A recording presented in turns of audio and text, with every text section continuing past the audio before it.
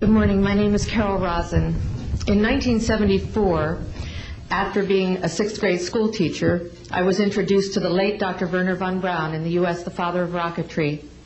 In my first meeting with him, during that first 3.5 hours, he said to me, Carol, you will stop the weaponization of space. And I said, teachers don't stop until June. He said, no, you have to understand, this is February. And we have to prevent the weaponization of space because there is a lie being told to everyone that the weaponization of space is now first being based upon the evil empire, the Russians.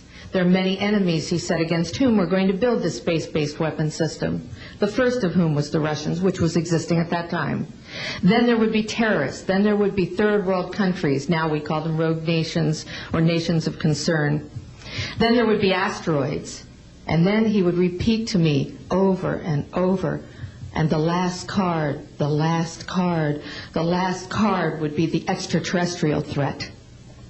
Some Chinese residents are on edge this morning after another apparent UFO sighting. It's the second one in 2 weeks. The first sighting was on July 7th, and an airport had to be shut down. All right, that's a UFO if I've ever seen one. Yeah, can you identify it? That's undeniable. The airport had to be shut down after people apparently saw twinkling lights above the airport terminal. 17 flights had to be diverted. The latest sighting happened just 2 days ago, and people say they saw 4 lantern-like objects forming a diamond shape in the air, hovering in the sky for over an hour. An aviation expert say they don't know what it was. It wasn't a plane. Scientists left baffled by an unexplained circular light seen hovering high over Moscow on Wednesday evening. People described seeing a wide circular formation in the sky. Footage capturing the spectacle will help whether scientists and specialists find an explanation for the event. Scientists from all over the world are trying to figure out what caused a mysterious blue light to spiral in the sky over Norway on Wednesday. As UFO sightings go, this one was as good or as weird as it gets. A light appearing high in the Arctic sky, baffling those who saw it and exciting a lot of comment. Early yesterday morning, just before dawn, this appeared in the Norwegian sky. A blue light, small at first, growing into a spiral and then disappearing into what appeared to be a black hole. In the northern community of Trondelag and on a Norwegian military base, cell phones snapped, video cameras rolled, and bloggers got busy. Tonight, Norwegian authorities are investigating strange lights seen in the Arctic sky. The spiraling white light was seen for several minutes Wednesday morning. Locals say the light appeared to be bigger than the moon. Thousands of Norwegians bombarded the Meteorological Institute to ask what that light could have possibly been. Some feared it could have been a meteor, others a black hole, and there are even those that thought it could be aliens. What was in the skies over Jerusalem, and why did it stop over one of the most treasured sites in Christianity? There's a new video this morning that some say may be proof we're not alone in the universe. A UFO in the form of a bright light is seen descending over the Dome of the Rock in Jerusalem. The video is said to be taken over the weekend. Then suddenly the light shoots up into the sky. Here you see it. Another video from a different angle appears to show the light doing the same thing.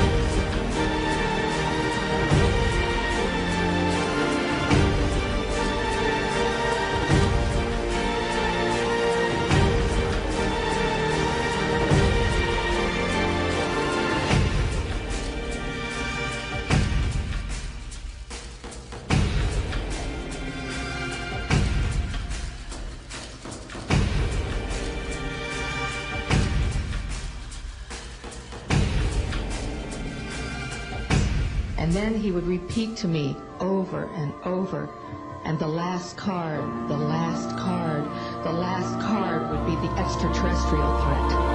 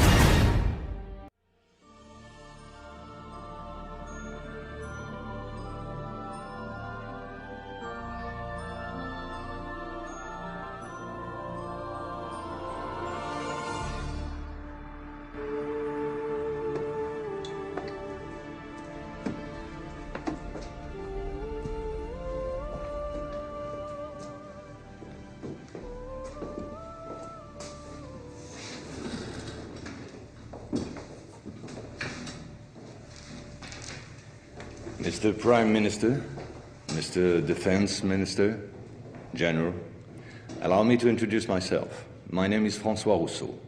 I'm in charge of an informal research group, which does not appear in your organization charts. Our president, to whom I personally and exclusively refer, thought it useful, if not necessary, that I clarify for you a certain number of issues. You think that as initiates you're better informed than most people. Allow me to doubt it. At this very moment, things are taking place. They are somehow serious enough for the informations and documents that I kept for you be revealed to you now. In a word, a manipulative operation unparalleled to this day on a planetary scale is being implemented and will be the final subject of my talk. As regards our era, everything in reality started just before World War II. Hitler had broken certain taboos, such as taking recourse to occultism and secret societies. The Ahnenerbe, a Nazi organization assigned with, among other things, archaeological and anthropological research, found this during an expedition to Afghanistan. This flying object is called Vimana, or Astra, by the Hindus. Moreover, during exploration of the subsoil by the Russians and Chinese in 1927, traces of a very ancient nuclear explosion were detected. Certain sedimentary layers had been atomically vitrified 50,000 years ago. The very same phenomenon can be observed around today's nuclear test sites. One must understand that Hitler, thanks to these discoveries, which he took highly seriously, was going to open a Pandora's box which no government, whether friend or enemy, wished to close afterward. Hitler was initiated to these doctrines, and contacts with Tibet in particular were frequent. The Nazis sought contact with the survivors of ancient civilizations, holders of ancient technologies like the previously described Vimanas. One of these civilizations spread out over the entire planet more than 600 pyramids made of stone, earth, and even iron. These pyramids are almost all pointed in the same direction, all have the same proportion as number pi, and all situated in magnetotelluric nodes. The oldest are in Asia. Two of them are submerged, one south of Japan at Okinawa, another south of Cuba. These two were built about 12,000 years ago. I began by this more archaeological reminder for this reason. Our civilization is the fourth of the cycle which I described previously. Yes, I know that might well hurt our pride. We're neither the first nor the last. One must understand that the study and understanding of several recovered prototypes were the absolute priority to ensure Nazis' domination over the skies. The Allies, in parallel, focused on mastering atom and creating the first nuclear bombs. These secret bases were the center of all research supervised by the Nazis. In one of these bases worked Victor Schauberger, father of the Nazis' UFOs. Schauberger headed the Real Society in charge of anti-gravitational research.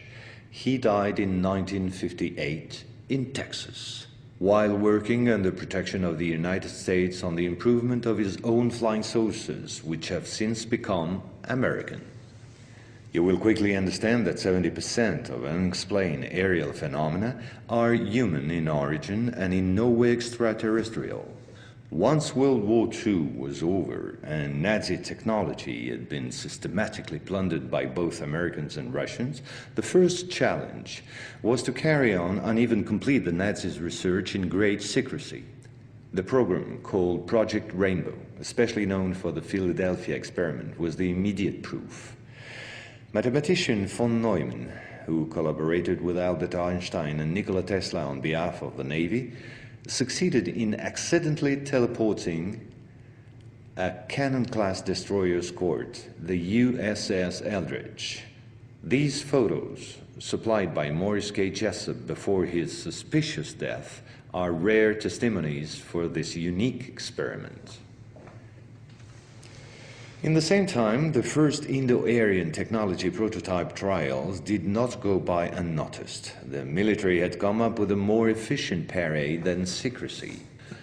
At about the same period, Kenneth Arnold, US Air Force pilot and CIA agent, launched the greatest operation in manipulation ever concerning the existence of UFOs. Making people believe they didn't exist was not the right solution and clearly insufficient. Discrediting enemies and frightening the population by systematic misinformation proved far more efficient. UFOs and parahuman belong henceforth to the movies, television, and collective paranoia, and not to the realm of scientists, as it should have been the case.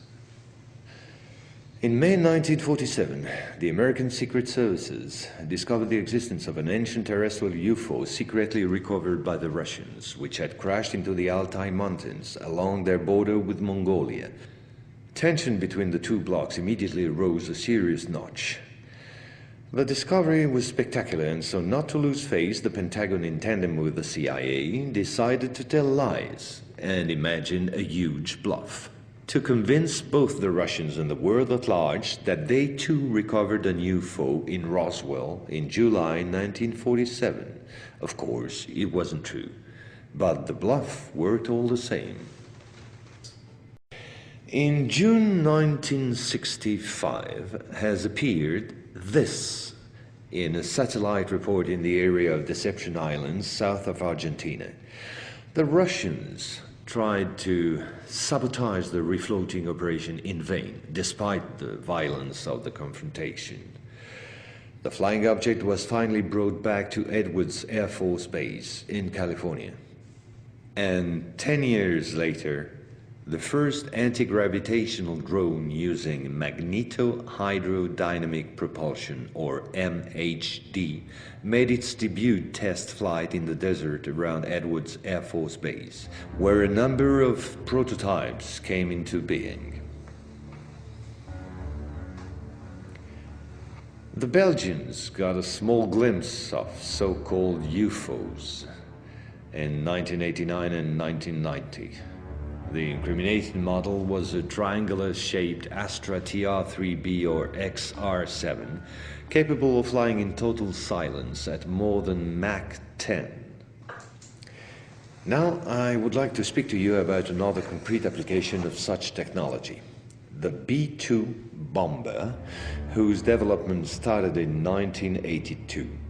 The official B-2 stealth bomber, which flew for the first time in 1989, was to serve as cover for another unconventional B-2 to be built in parallel. This top-secret model used, among other things, a plasma creation system, exploiting the airflow like an MHD generator. This system produces ionization of the air around the B-2, thereby suppressing air resistance while ensuring total invisibility for any type of radar. This nuclear bomber has flown for 15 years now at more than Mach 10. It can fly around the Earth in just a few hours without being seen.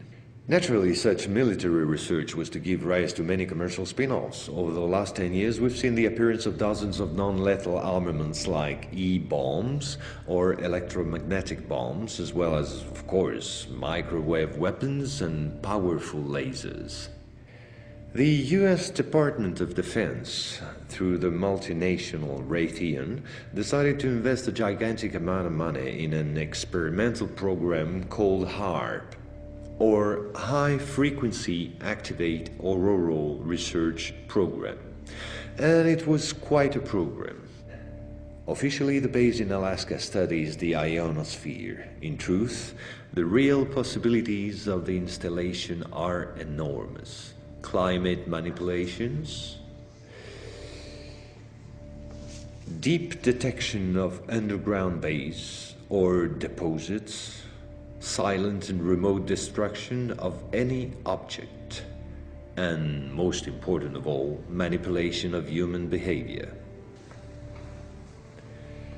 So in 1996, a Russian satellite discovered in Antarctica the almost intact wreck of an immense spacecraft, revealed by the melting of the glaciers.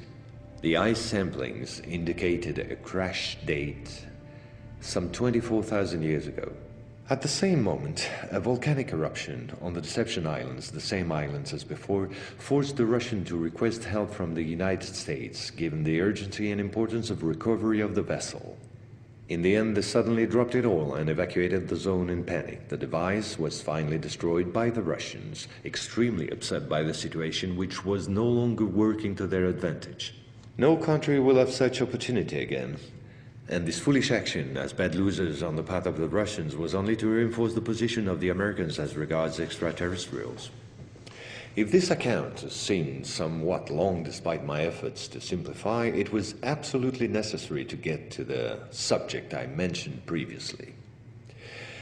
The plot known as the Orion Conspiracy. Our research group is convinced that UFOs constructed by the Americans or the Russians will be used to support an hoax attack on the Earth of extraterrestrial origin. The media taking care of the rest, of course. The reason? Once the threats of international terrorism has dissipated, the war economies of the major powers, with the United States at the head of the pack, will need a new enemy in order to still prosper. War on Earth will be replaced by space war against an enemy from beyond. So then, gentlemen, I thank you. A complete report will be handed to you at the exit. As for me, I'll see you again soon for a second update on a quite different subject. Gentlemen.